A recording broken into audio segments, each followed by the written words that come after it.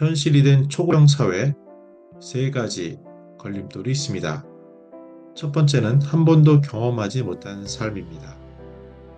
예전에는 환갑잔치를 하던 기억이 나는데요. 지금은 마치 초고령 사회 17년 차가 되는 일본처럼 생전 장례식에 대한 이야기들이 생겨나고 있습니다.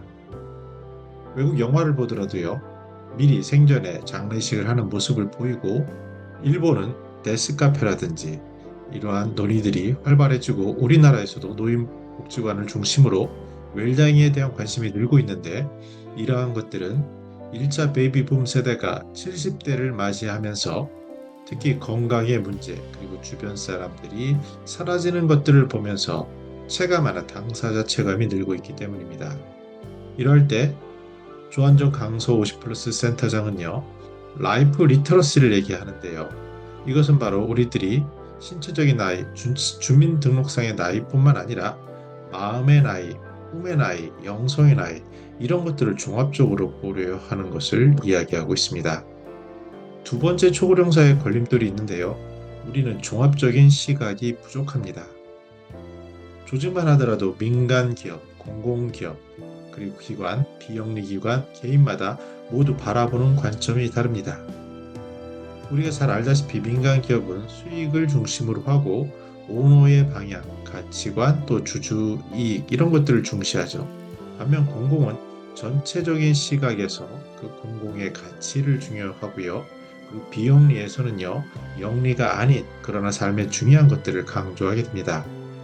이러한 것은 비단 산업별로도 차이가 있는데요. 금융이라든지 IT라든지 통신이라든지 유통이라든지 각각의 산업별로 쓰이는 랭귀지, 언어가 다릅니다.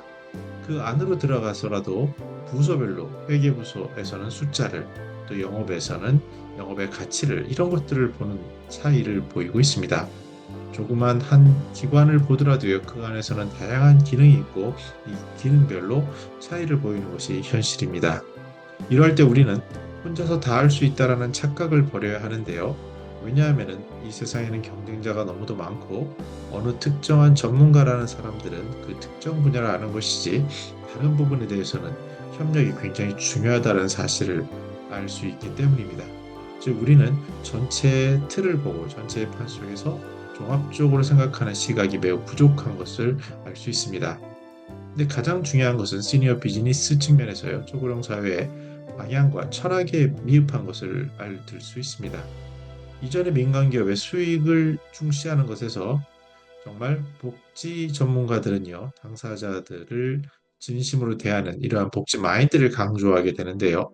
다분히 고령 사회에, 초고령 사회에 시니어들이 재력이나 자산이 많겠지만 소비에 있어서는 이전과 다른 경향을 보이게 됩니다.